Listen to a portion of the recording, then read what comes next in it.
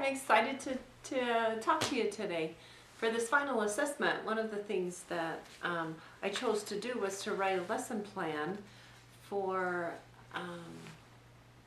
to explain the 7 elements, the where-to elements of lesson planning, lesson instruction. And so I'm excited to tell you about that. It's going to be a little awkward because here I am talking to a camcorder, and it's a little bit more difficult when I don't have any feedback. So we'll just do the best we can and see how it goes. The lesson plan that I chose, I decided to use the core curriculum for 3rd grade. It is the English Language Arts curriculum. And it's one of those standards and objectives where they talk about fables and tricksters and character development in the stories and things like that. So it's really good and very important for the students to learn. And I feel like the fables are a great way to teach those moral development things that students can learn. So when we talk about the 7 different elements, the first one is the W, the where of the where-tos. The why, why are we doing this? Where is it gonna fall? What's actually happening? So the first one, to answer that first question, we're gonna be discussing fables and tricksters and how they relate in different countries, how different countries have been affected by the telling of these stories, how their cultures have developed because of it. And this is really, really important because as students learn, we can help them establish a basis for why people have the traditions that they do in different countries. Because in our country, we may have one tradition, and in a different country, it would be totally different. So it's important, and that's kind of why we're trying to do this. We're trying to establish that, and what will be happening and how it will be happening.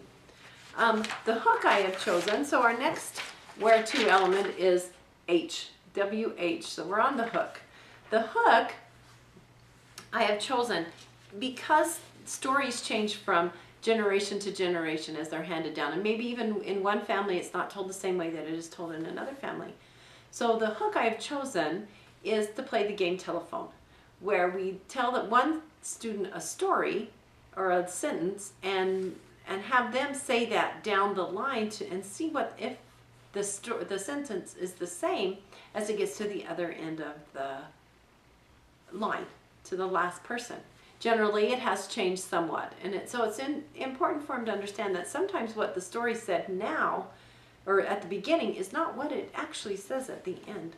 The other thing I have is a video clip, a short video clip of an Aesop fable called The Fox and the Stork. And I feel like doing these 2, and then also I have a story of Anansi the spider, who can tell, or I can tell the story, or the teacher can tell the story, and these things will grab the students. It's not like just sitting down and reading a fable, but it'll actually grab their interest, and that's so important as we are planning for our different instructional levels. The next one we have is the E, W-H-E, and that means to explore. Let the students explore. Have them retell the Anansi story. How would they change it? Would they have made it different? Would they have helped Anansi do something different? If you knew the story, he climbed to the top of a tree thinking he had all the wisdom in his basket, and it fell, and he didn't have all that wisdom. And so have the students to explore it. What else could Anansi have done? What could his son have done? Maybe use a different fable. What could the fox and the stork have done different? Where they were friends, but is there things that they could have done that would have been a little bit different to help them understand and explore the differences in the fables and the different morals of the story as we go along? It will also solidify the things that they are hearing as they explore and be able to understand better the things that they are doing, the things that they are learning about, just as they have the opportunity to read more and to explore more into these tricksters, the difference between a trickster and a fable, or the difference between a moral a strong moral story and maybe one that's not as strong. So just these different areas of this one small unit would be so important. So let the students explore. Our next area is the reflect. Now, let's let them reflect back as to what we've talked about. For instance, maybe we can have an emotional orchestra. Have the students decide the character traits and the emotions associated with the different characters in the story. And maybe one can be sad, and one can be happy, and one can be angry, and one can be determined. And we create what's called an emotional orchestra, where the students will say, yes, we can do this. And they act out or sound out the emotion that they are trying to portray. And as they do this, then they all do it together, and it becomes an orchestra of different sounds. That's what our story is made up of. That's how we do our fables. That's how tricksters are done. That's how all these stories are created, with different emotions and different character traits that are being built. They can also determine from this what human traits the animals have. Animals generally don't have human traits, but when we talk about fables and tricksters, they do. They have these different types of character traits that normally people have. And it's important for the students to see that. And it's in this reflecting part of our instructional plan that the students are able to grab a hold of that. They have explored it, and now they're able to reflect and to see what they need to do and what is happening in their stories. The next E is, so we've done W-H-E-R, and here's our second E. It is to evaluate. And I felt what would be best for them to evaluate would be to tell their neighbor, just tell their partner, what kind of morals or what kind of stories they have learned, or morals they have learned from the stories that they've read and that they've been told. How important that would be to hear, and to, as a teacher, to just kind of walk through and evaluate. Did they understand? Didn't they understand? And then to have them possibly just make a list. Let's make a list of 3 different stories or 3 different morals that could pertain to the stories that we have. This would be very important. This would be a good evaluation, not only for the students to say, oh, I don't quite understand that one, but also for the teacher to see what the students are able to understand. Kind of a right there in the middle, a formative assessment to say, oh, do I need to reteach something, and reevaluate so that the students understand what is happening. The next one is T. It's tailoring. How would we ever tailor a lesson about fables and morals of stories and tricksters and all of those character developments? How would we tailor that to the individual needs of our students? That's the key and the very important part of our teaching in this lesson plan. So this lesson, depending on the different reading levels, can be extended to one level to another. So they could read, some of the fables that you read are a little bit more difficult.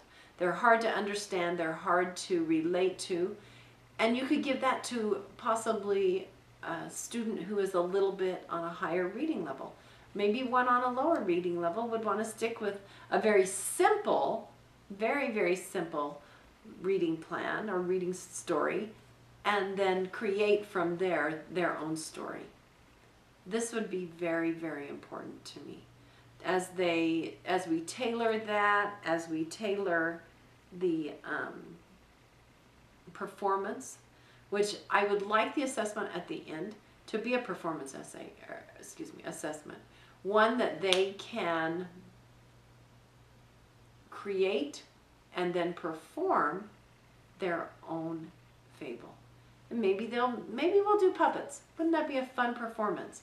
Maybe we can have them work in groups and each of them come up with a different essay or a different story with a different moral using animals.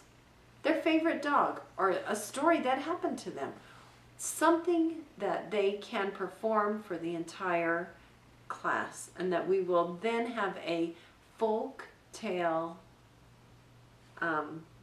festival. It'd be just like a storytelling festival for them. And this would be important and be tailored to their individual needs. And that would be a very good way to assess, did they learn and did they understand? As we try to tailor our instruction to them, were they able to understand? The last but definitely not least, is the O. Was our lesson organized? Was it ready to go? Did we understand how many days it was going to cover?